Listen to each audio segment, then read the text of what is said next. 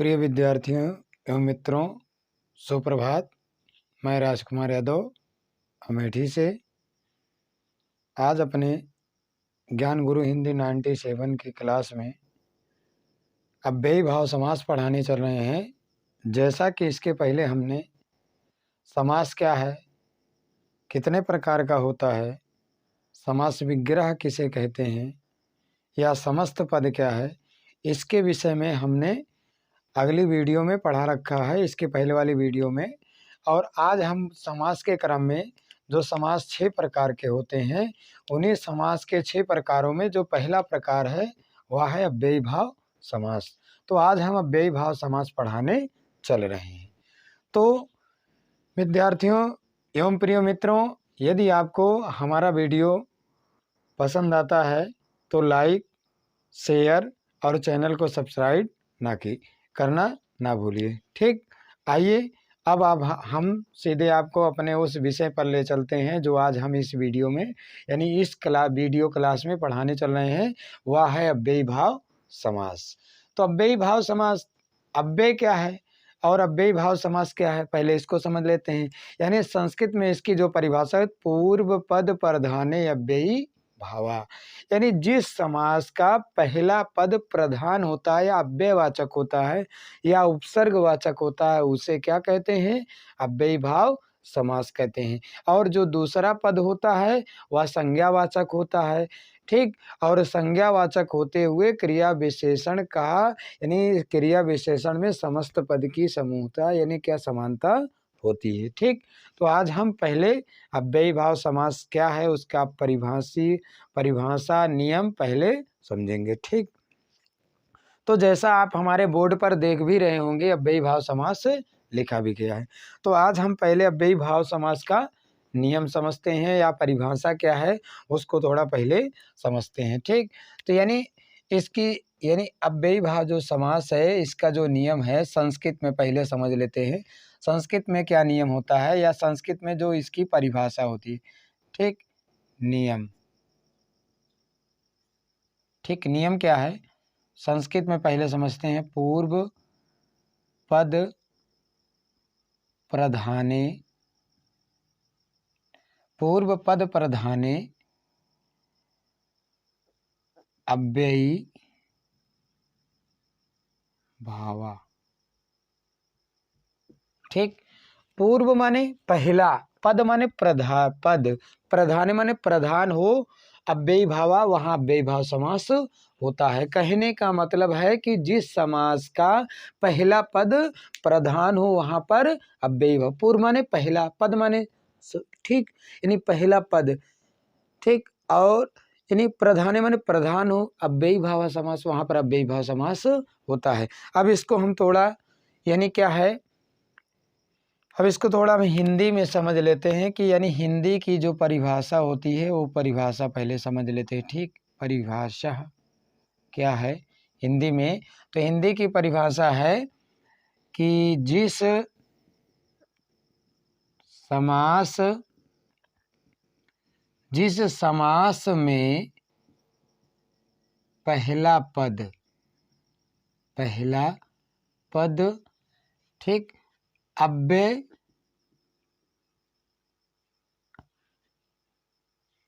या प्रधान। ठीक, अव्यय, देखिए जिस समास में पहला पद अव्यय या प्रधान, ठीक, प्रधान और दूसरा पद, थोड़ा लंबी परिभाषा देख लेते। दूसरा पद, जिस समास में पहला पद, ठीक, समास में पहला पद अव्यय, ठीक, या प्रधान और दूसरा पद, ठीक, और दूसरा पद संज्ञा, ठीक, संज्ञा होता है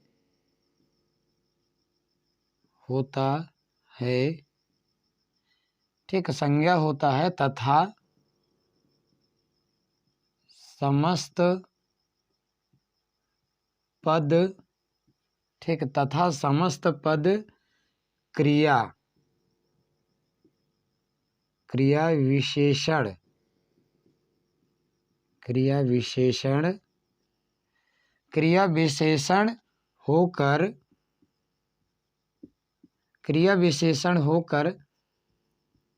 अव्यय ठीक के रूप में, अव्यय के रूप में, ठीक अव्यय के रूप में प्रयुक्त होता है तो उसे अव्ययी भाव समास कहते हैं। तो उसे क्या कहते हैं? अव्ययी भाव समास कहते हैं। अथवा इसी की दूसरी परिभाषा हम समझ लेते हैं, यानी अथवा करके हम दूसरी परिभाषा समझ लेते हैं। अभी इसको हम समझा रहे दोनों परिभाषाओं को, ठीक। अथवा करके इसी की दूसरी परिभाषा एकदम शॉर्ट में, ठीक। यानी इसको हम समझ लेते हैं कि जिस समास में पहला पद प्रधान हो, ठीक, प्रधान हो, ठीक, जिस समास में पहला पद प्रधान हो या उपसर्ग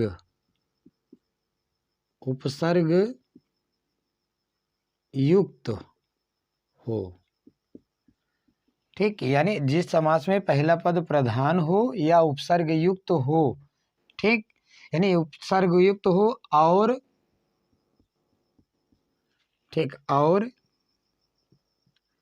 दूसरा पद, ठीक, जिस समास में देखिए जिस समास में पहला पद प्रधान हो या ठीक, या उपसर्ग युक्त हो, ठीक, यानी या उपसर्ग युक्त हो और दूसरा पद संज्ञावाचक हो तो उसे अव्ययी भाव समास कहते हैं, ठीक। ये तो हमने दो तरह की परिभाषा बता दी पहले, अब इसको थोड़ा समझ लीजिए। पहली परिभाषा हम समझ लेते हैं कि जिस समास में, ठीक, जिस समास में पहला पद, यानी जो पहला पद है, अभी बता रहे हैं पहला पद क्या है, दूसरा पद क्या है, ठीक, अव्यय, ठीक, अव्यय मतलब जिस पर ना तो विभक्ति का, ना लिंग का, ना क्रिया का, ठीक, और ना विशेषण का प्रभाव होता है, उसे अव्यय कहते हैं। या प्रधान हो, ठीक, या प्रधान होता है, मतलब चाहे अव्ययवाचक हो या प्रधान होता है, और दूसरा पद, ठीक, और दूसरा पद संज्ञा होता है, मतलब संज्ञावाचक होता है या संज्ञा होता है, तथा समस्त पद क्रिया विशेषण, मतलब जैसे समास, यानी जो समस्त पद है वो क्रिया का विशेषण है, क्रिया विशेषण हो, मतलब क्रिया की विशेषता बतलाने वाला हो कर अव्यय के, ठीक, अव्यय के रूप में प्रयुक्त होता है तो उसे अव्ययी भाव समास कहते हैं। एक तो ये हो गया। दूसरा है जिस समास में पहला पद, ठीक, पहला पद, अब यहाँ पर पहला और दूसरे की बात आ गई है, तो जैसे एक शब्द है, अभी हम आपको पद समझा देते हैं। जैसे एक शब्द है कि ठीक, राजभवन, अब थोड़ा समझ लीजिए, पहला पद और दूसरे पद की बात कर रहे हैं, तो देखिए जब यहाँ पर देखिए जब इसका क्या विग्रह कर देंगे तो यहाँ पर हो जाए राजा का भवन। अब यहाँ पर देखिए ये आपका क्या हो गया, पहला पद हो गया, ये आपका क्या दूसरा पद हो गया। यहाँ पद की बात कर रहे हैं, अभी आपको हम केवल पद बता रहे हैं, ठीक। इसको ये क्या है, पहला पद है और ये दूसरा पद है, ठीक। तो यानी ये आपका पहला पद हो गया, उसी क्रम में आपका ये दूसरा पद हो गया, ठीक।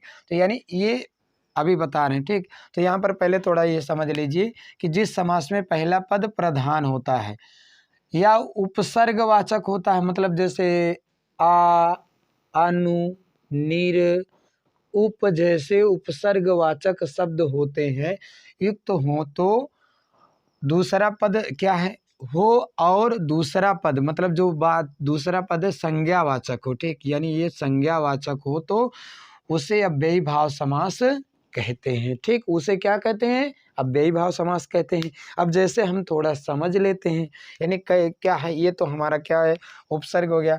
अब थोड़ा हम उदाहरणार्थ के लिए कुछ शब्द ले लेते हैं, उदाहरणार्थ के लिए यहाँ पर कुछ शब्द लेते हैं, ठीक, यानी जैसे एक तरफ ले लेंगे समस्त पद और दूसरे तरफ हो जाएगा समास विग्रह, मतलब उसी का विग्रह क्या है, ठीक। अब जैसे यहाँ पर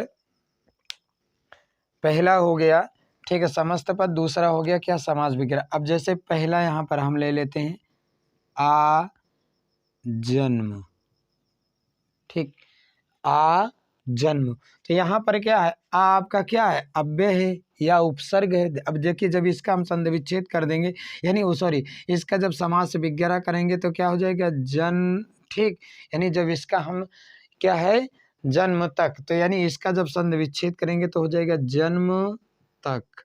अब यहाँ पर क्या है, यानी जन्म तक क्या है, तो जन्म क्या है, आ जन्म, तो यहाँ पर यानी पहला हो गया, और क्या है, इसका विग्रह किया तो जन्म तक हो गया। दूसरा फिर क्या है, इसी क्रम में दूसरा और क्या है, समझ लीजिए, जैसे क्या है, बेकाम, बेकाम, ठीक, यानी बेकाम है। इसका देखिए जब इसका समास विग्रह कर देंगे तो क्या हो जाएगा, आप जाने कि बे माने बे क्या है, उपसर्ग है, अव्यय है, और उसके बाद काम दो शब्दों से मिलकर बनाती है, आपका क्या अव्ययवाचक हो गया, ठीक, यहाँ पर ये अभी ये क्या हो गया, तो इसका जब संधि विच्छेद करेंगे तो हो जाए, यानी वो सॉरी, इसका जब समास विग्रह करेंगे हो जाएगा तो हो जाएगा क्या, बिना काम के, ठीक, क्या हो जाएगा, बिना काम के। उसी प्रकार यहाँ पर तीसरा और समझ लीजिए, मतलब बहुत से ऐसे, जैसे उप गंगा, उपगंगा। अब यहाँ पर क्या, उप माने निकट भी होता है, समीप भी होता है, तो उप यहाँ पर क्या है, अब यहाँ पर देखिए क्या हो जाएगा, तो यहाँ हो जाएगा क्या, गंगा के समीप या निकट।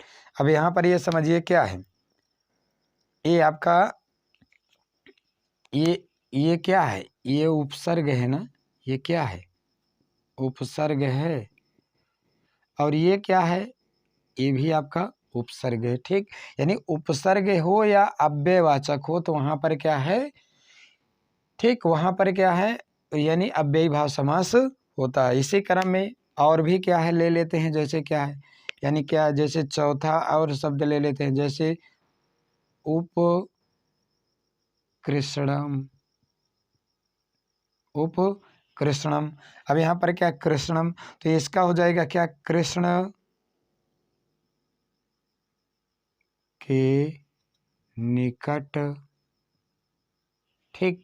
उसी प्रकार में जैसे और है, यानी ये तो हो गया, ठीक, ये तो हम आपको यहाँ पर समझा रहे हैं, मतलब ये कहने का मतलब आप इसकी पहचान समझ लीजिए कि यदि जब क्या है कि अव्ययी भाव समास वही होता है जब किसी शब्द में, ठीक, या किसी समस्त पद या किसी क्या है शब्द में उपसर्गवाचक हो, अव्यय हो और अंत वाला संज्ञावाचक हो, तो वहां पर क्या हो जाता है, वहां पर जो होता है वो अव्ययी भाव समास होता है, ठीक। तो यहाँ पर देख लीजिए, जन्म क्या है, जन्म संज्ञा है, आ क्या है, उपसर्ग हो गया, जन्म तक हो गया, ठीक, उसी क्रम में। और इसी क्रम में उप कृष्णम, तो कृष्ण के समीप हो गया, तो कृष्ण क्या है, यहाँ पर कृष्ण क्या संज्ञा है, उप क्या है, उपसर्ग अव्यय है, ठीक, यानी यहाँ पर कृष्ण क्या है, यहाँ पर कृष्ण क्या संज्ञा है, और ये उप क्या है, अव्यय है या उपसर्ग है, उपसर्गवाचक है, ठीक। इसी क्रम में जैसे क्या हो जाएगा, प्रतिदिन, प्रतिदिन, तो यहाँ पर प्रति क्या है, उपसर्ग है, यानी अव्ययवाचक है, और ये दिन क्या है, संज्ञा है, तो यहाँ पर जब इसका हम कर देंगे तो क्या हो जाएगा, प्रतिदिन हो जाएगा, यानी हो जाएगा प्रत्येक दिन, ठीक, या दिनम दिनम प्रति। इसी क्रम में क्या है, और भी बहुत से ऐसे हैं, ठीक, जैसे और भी, यानी जैसे एक शब्द है यथा कर्म, यथा कर्म, ठीक ठीक। तो यहाँ पर क्या है, यथा क्रम है, तो यथा क्या है, अव्यय है, क्रम क्या है, संज्ञावाचक है। तो यानी क्या है, क्रम यानी क्या है कि यथा क्रम हो गया है, तो यानी क्या है कि क्रम के अनुसार हो जाएगा। इसका जब करेंगे तो हो जाएगा क्रम के अनुसार। ठीक। अब आपको हम विग्रह नहीं बताएंगे, मतलब ये आपको बताएंगे कि कहाँ पर कौन से यानी होगा। जैसे फिर क्या हो जाएगा, इसी क्रम में और है, जैसे क्या है प्रतिदिन हो गया, जैसे क्या आजन्म हो गया। ठीक, इसी क्रम में यथा विधि, यथा विधि। ठीक, ये भी आपका अव्ययी भाव, क्योंकि यहाँ पर क्या है, विधि संज्ञावाचक है और यथा क्या है। ठीक, अब आपको हम विग्रह नहीं बताएंगे। ठीक है, तो यानी विग्रह अब यहाँ से मिटा दे रहे हैं, तो जिससे कि आपको ये पता लग जाए कि कहाँ कहाँ के यानी किन किन शब्दों में जो है, यानी किन किन शब्दों में अव्ययी भाव समास होता है। तो जैसे यहाँ पर यानी ये हो गया, उसी क्रम में क्या सातवां ले लेते हैं। सात और मतलब क्या है, जैसे यथा विधि है। ठीक, यथा विधि, यथा विधि हो गया, यानी क्या यथा क्रम के बाद यथा विधि हो गया। इसी प्रकार फिर क्या है, क्या प्रत्यक्ष, आठवां प्रत्यक्ष। यहाँ पर प्रत उपसर्ग लगा यच्छ, देखिए यच्छ आपका संज्ञा है और विधि भी ये संज्ञा है वाचक है। ठीक, इसी क्रम में क्या है, फिर और भी ले लीजिए, जैसे क्या है प्रत्यक्ष या समक्ष, समक्ष है, सा उपसर्ग लगा या सा। ठीक, 10। ठीक, यानी और भी क्या है, यथार्थ, यथार्थ। ठीक, ये भी अव्ययी भाव का ये शब्द है। इसी प्रकार क्या है, यथा शीघ्र, यथा शीघ्र, इसमें भी अव्ययी भाव समास है। और भी ऐसे शब्द हैं, जैसे क्या है कि यथाशीघ्र प्रत्यक्ष हो गया, यथार्थ यथाशक्ति हो गया। ठीक, इसी में हो जाएगा यथा शक्ति, यानी शक्ति के अनुसार। इसी में फिर और भी इसी के हैं 13। ठीक, इसी क्रम में और भी हैं, जैसे यथाशक्ति है, यथार्थ हो गया, यथाक्रम हो गया, या क्या हो गया, आजन्म हो गया। ठीक, आजन्म यानी क्या, उपगंगा, उपगंगा। इसी में फिर क्या हो जाएगा, और है उपगंगा के बाद क्या है, बेशर्म, बेशर्म। ठीक, बेशर्म। तो यहाँ पर क्या बेशर्म हो गया, तो ये भी आपका यहाँ पर देखिए, ये शर्म क्या है, संज्ञावाचक, बे क्या है आपका उपसर्ग है। ठीक, तो यहाँ पर क्या है, फिर इसी क्रम में 15 और भी हैं, जैसे उपकूल, उपकूल।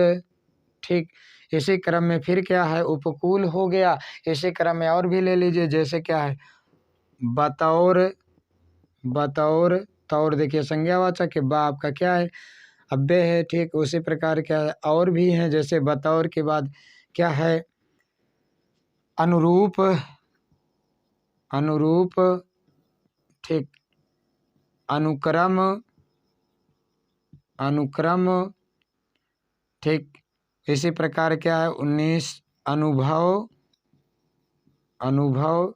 ये सब क्या है, इन सब में क्या है, यहाँ पर आपको खुद ही समझ में आ गया होगा अभी इतना बताने के बाद। जैसे क्या है, यहाँ देखिए उप है, यहाँ भी है, यहाँ भी उप है, कूल है। उसके बाद वाह है, यहाँ अनु है, यहाँ भी अनु है, यहाँ भी अनु है। तो ये सब क्या है, यानी ये सब उपसर्ग है ना, उपसर्गवाचक आने के कारण यहाँ पर क्या है, उपसर्गवाचक, उपसर्ग या अव्यय आने के कारण यहाँ पर क्या है, अव्ययी भाव समास हुआ है। ठीक, यानी और भी जैसे प्रतिदिनम हो गया, और भी अगर यानी क्या है, और भी शब्द हैं जिनमें क्या है, जैसे उपनगर, उपनगर हो गया, या फिर अधिहरि है, अधिहरि, अधिहरि में हो गया।